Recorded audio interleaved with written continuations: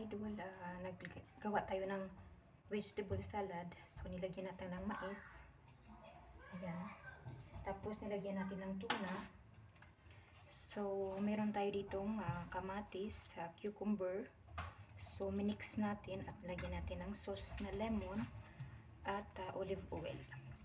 So ayan.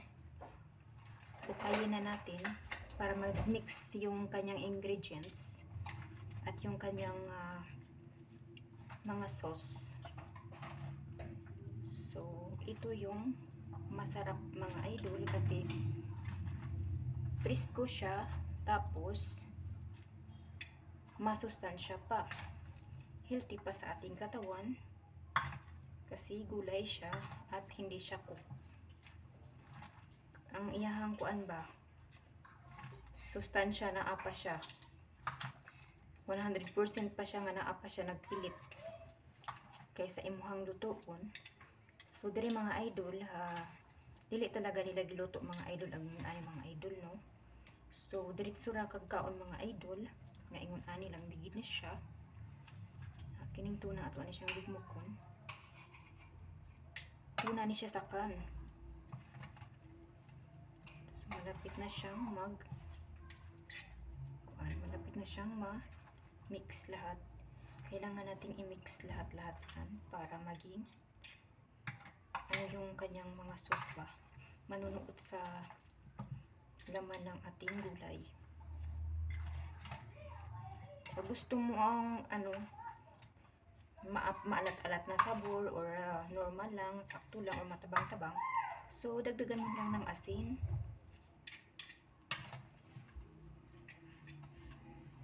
So ayan, kaya dili ni siya mo pag-ukayon, dili ni siya makuan ang iyang mga manunuot ang iyang sauce.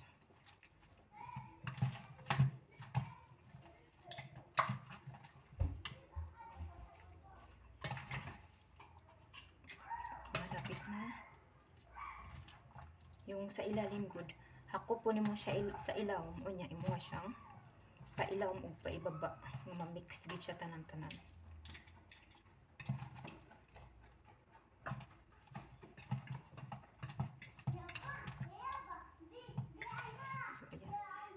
Guys, maingay talaga dito guys sa kuan guys, bahay. So isasarado ko yung ito.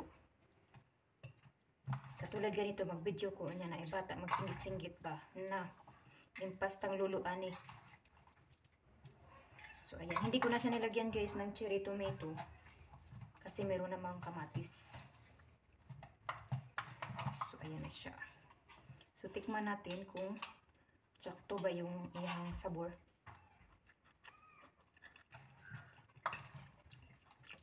Hindi okay siya. Masarap talaga guys pag merong mint. Kasi yung lasa niya bahumot.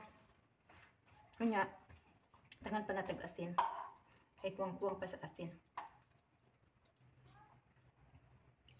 Yung oil niya at yung lemon ay sakto na.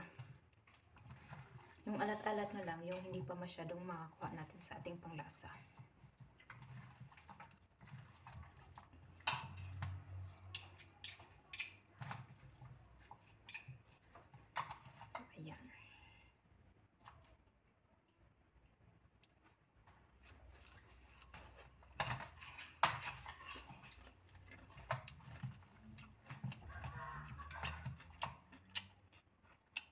Hindi pa.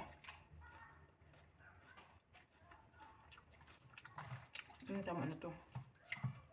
Masarap siya. Sobrang sarap niya.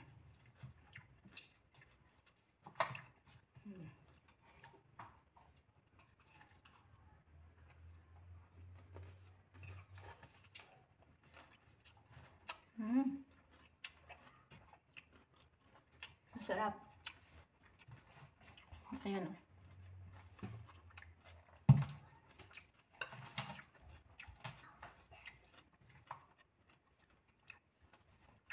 Kain na tayo. Dalawang kainan ko lang to. Napakaano siya, napakalaki. Ayan, malaking ano to, bandihan. Bowl.